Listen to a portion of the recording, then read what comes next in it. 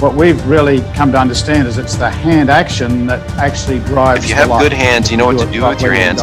So much works back into the body, and the golfer they're empowered when they know how to use their hands properly. Gentlemen? Great, Martin. I've got one of my favourite toys here. It's an A board, and it's got discs, 2 discs on swivel discs.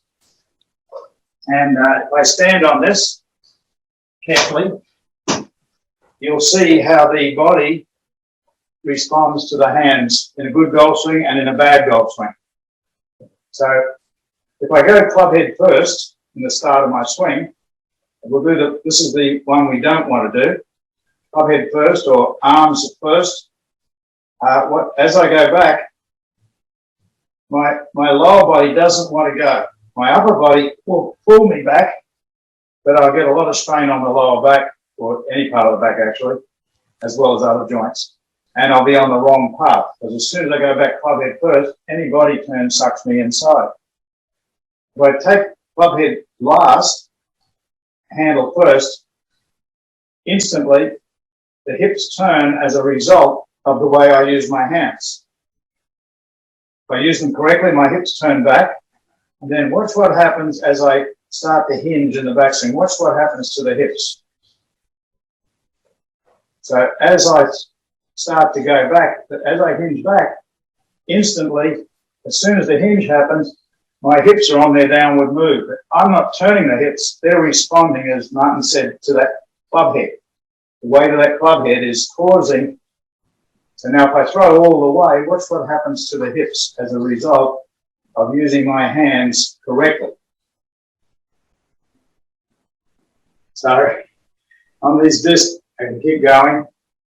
Matter of fact, my buddy Simon Owen, when we had these back when I was a few years back, and I had him on these, he was having so much fun. He took his driver out, and he was hitting drives, and they were going 300 yards, and his body was, because he loved the idea of being in balance.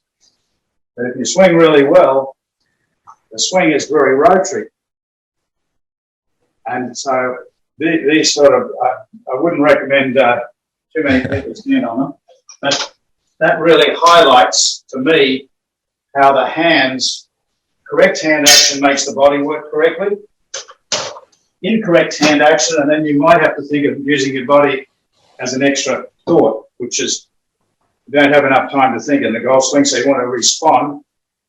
So when I do it correctly, I'm there. If I do it wrongly, as soon as I try to take that away with my hand or wrists or my arms or my shoulders, yes, the lower body's resisting. If I push the handle, you can see the body turn, just the effortless action of the hip turn, and that takes the shoulders. And then the centrifugal force, the swinging club head, hinges the wrists.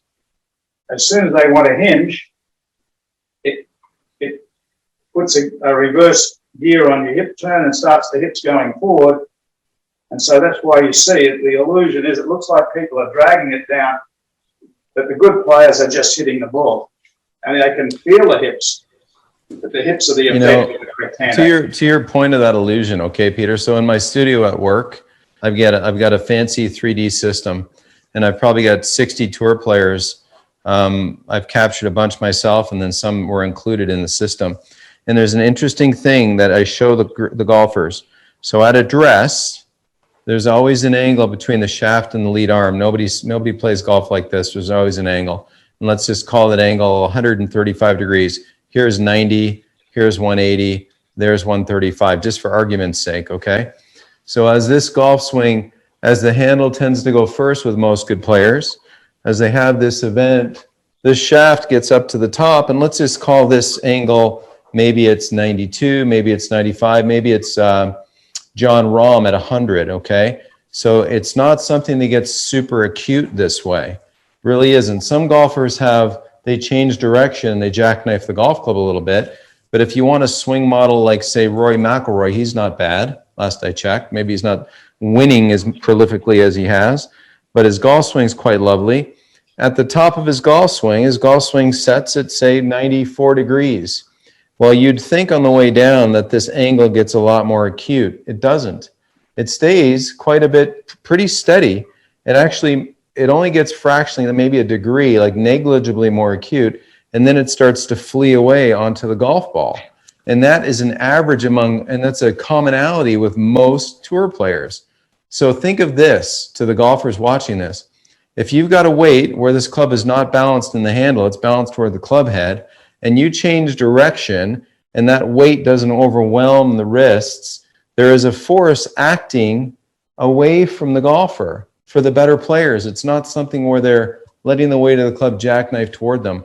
So, as soon as we get a golfer, and this could be the slicer and the hooker, and I know we're going to talk about hooks in a second, but if you have some stability up here and you're not letting things get sloppy, and there's a gradual motion getting the club fleeing behind and away from you, A to B to the golf ball, you're going to collect the golf ball reliably and on a path that sort of gets it in front of you in a pleasing manner. And that's what we want. We don't want the sense of this club getting too crazy, laggy. We want to feel some control of it so we can go ahead and hit it. That's great. That's great. That's basically, so anyone that's slicing the ball because they're coming outside over the top, first thing you want to do is check out and make sure your grip is good. Make sure your left wrist is on top of the grip. Don't let it get in front. Make sure start with probably the club in the middle of your body rather than too far forward, or definitely not a high. You have, as Martin was saying, the angle is there. You don't want to have it too much like this. You want to have it more neutral so your wrists will work freely.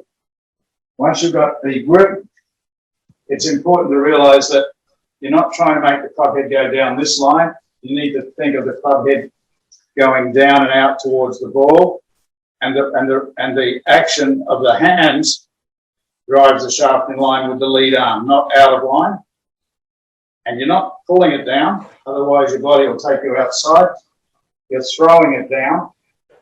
The harder you throw, the later this angle will release, but as long as it's on this correct line, you won't get throwaway. You only get throwaway when you throw it somewhere else other than at the golf ball. So as you throw down towards the ball, the harder you throw, the better your body responds. So you don't have to think about your body. You just have to throw the club head with your hands down and out to the ball. In the process, the club will naturally want to, it will go from open, it'll want to close. So don't impede that. Allow the toe to go. The next thing that we came out of that is, whatever you do not start out of sequence. If you start club head first, or arms first, or shoulders first, they'll have a tendency to get your arms across your chest, and then you're either going to get stuck behind, but more often than not, you'll come out over the top. So allow the club head to stay outside your hands at the start of your swing, don't get it under, and you will have a natural tendency to want to come on that A to B line, and you won't come over the top to slice. That was a lot. I think that's pretty thorough slice fix behavior, don't you? What's the next one? Are we talking hooks now, Chris? Or is there a question? Sorry, yes, we are talking hooks, and I'll just bring up the screen here. So we're talking about the hook shot and the block shot, and they're in some ways related, aren't they? So let's discuss the hook and the block. Yeah, so I mean, I think every golfer is gonna go through this. I know as a young man, as a little kid starting golf, I hated seeing the ball curve to the right. Now as an older guy, I hate seeing the ball go to the left. Sometimes I think that, I worked so hard as a kid to, adopt kind of Ben Hogan's bowed left wrist, along with my coach George Knudsen, helping me do a lot of the stuff that Peter teaches. I got the club face a little too strong to the path at different times in my career as a player, and I would fight over drawing the ball. Some of the things that lead to inconsistency of the face, and I'm holding a hockey stick right now because my Maple Leafs are playing the Montreal Canadiens as we speak. That's how much I love Peter. I'm not watching a hockey game. I'm on here with you, buddy, and Chris. Very You know, nice. so certain things when to have some face control, obviously, to me, an orthodox functional grip is helpful. Not to say that different variations of grips can't work, they can. And, you know, as a teacher, I always say, if you change a grip, you lose a friend. I always start anytime I'm going to change a grip of a student that doesn't play well, I'll preface that. I'll always say, hey, listen, there's a joke. This is the joke. This is why. But I want them to have club face control. Now, the same behaviors that help you deliver or get rid of a slice, the sense of how to use your arms and hands properly, are the same behaviors that help you get rid of a hook. Because the sensations of a hook, you know, like a lot of guys will hook it by extending their body. Their body will invade the space of where the handle is. Just to hit it, just to get the shot over with, you've got to kind of roll the face. And then that's sort of a smothery hook that's out of play. So when you are using the pressure going A to B properly, your trail arm stays in front of you. It's not one of those situations where the club gets stuck behind you, where you invade the space of where the handle is, and then you have no choice but to flip the face over. If your trail arm, if you're going A to B properly, you've got the arms in front of your body more, and then from there you can rotate, and you're way more likely to have control of the face rather than what I call, or Peter called, and I use all the time, running out of right arm. Yes, basically the hook shot, you really feel it through the impact zone. You really feel the club head flips over. That's kind of the ball that really curves. There's a lot of excessive club face closure. So that really starts, the real severe hook occurs when the person is coming outside in, and this is kind of the full hook, and the club face flips over. And so they're off to the left with a full hook. But the one that hits out to the right and gets too much curve, it's usually because, is what Martin was saying there, that they don't have control of the club face through their hands. When they're coming down here, they either get the club face closed too soon, or they have it too closed in the backswing. But when they come down from here, if my body happens to slide sideways, now I've got nowhere to go except I'm either going to block it out to the right. And if you're playing out in the golf course, you do one of those, and the next tee, you definitely don't want to do that. So you start to get a little bit more hand action. And so you get this breakdown through the ball, this excessive roll of the club face, usually combined with too much sideways transfer, and then you can't clear your hip. So the club flips over. So two things to stop the hook. Firstly, don't slide, because when you slide forward, the club gets in behind you too much. So you only got two ways to go now. You're either going to block it out to the right, or you're going to make a recovery move, which will be closing over. So doing that, that's disaster. So don't slide with your hips. When you're back here, you'll see all the guys now. They're really, this left foot, they're not over here. Their left side, especially with the driver, you'll see them. They twist, this foot twists, and they haven't got their weight over here. They're hitting away from their back foot, and they're allowing this release to create this sort of action of the wrist through What the we've ball. really come So to understand is it's the hand not action rolling the that right actually hand over. drives If you the have light. good hands, The right hand comes down this way. You're not trying to close it. It's the left hand that'll help square the club face. But through the impact zone, I think it's so important that the hooker and the slicer, that they realize that as the club comes down, the shaft's uncocking in line with the lead arm. But as it does, those last three fingers of that lead hand must curl. And this gives you that kind of forward lean of Ben Hogan. And that's an anti-hook attitude through impact. This is a hook through impact. I'll hand back to Martin on that one. I see he's got his big. Yeah. So, you know, a simple, and I would agree with Peter, you see a lot of, you know, I would say that pelvis location relative to your feet play a huge role in where your club path is going to be, as will ball location. So if I have a wider stance, slightly outside of my hip joints, and I have a forward golf ball location, my club path could potentially be neutral or even fade bias. The more forward the golf ball is, the more to my left for the right-handed golfer that this path is going to be.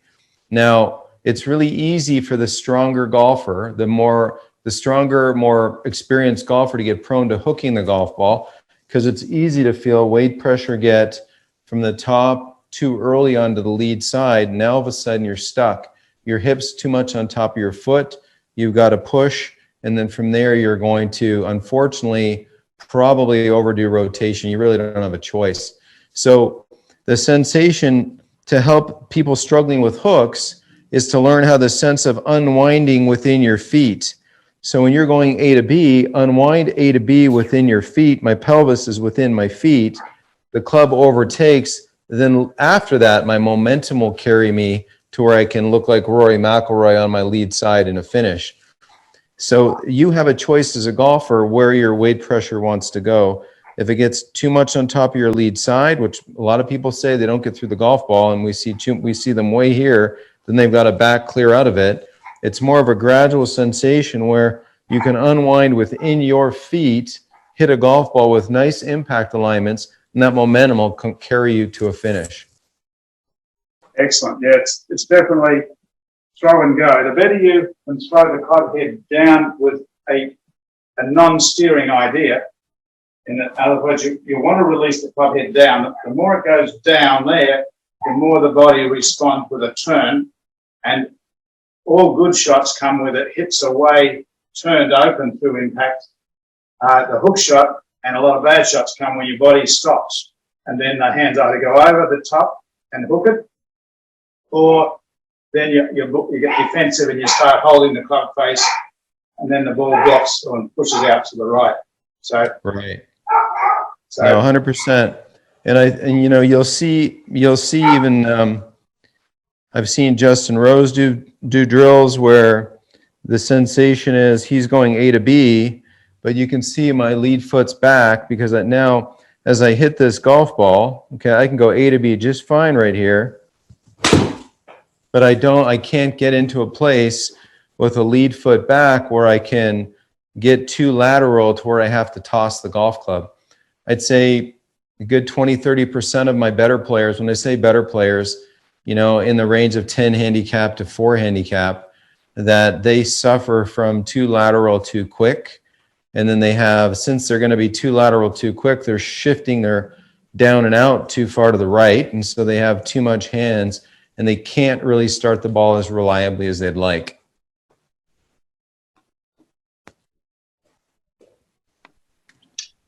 Okay, we might move on to the next topic now.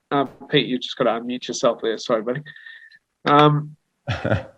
Let's have a little look at... What we've really come to understand is it's the hand action that actually drives. If you have good hands, you know what to do with your hands. So much works back into the body, and the golfer they're empowered when they know how to use their hands properly. Gentlemen, great to be with you. Peter, it's a pleasure, pal. Thanks for having me on. Yeah, thanks, Chris. Thanks, Martin. And it will be great to be here. Just a little mention there. Martin has probably the #1 golf school in Arizona. There are a lot of golf schools there, but you've been rated #1. So that's nice to be in your school today. Okay. Well, that's where we're sending my studio here. This is where I subject all my students to some coaching from the range outside and then in here. But, you know, I'm really excited to get down to the brass tacks of having great hands in golf.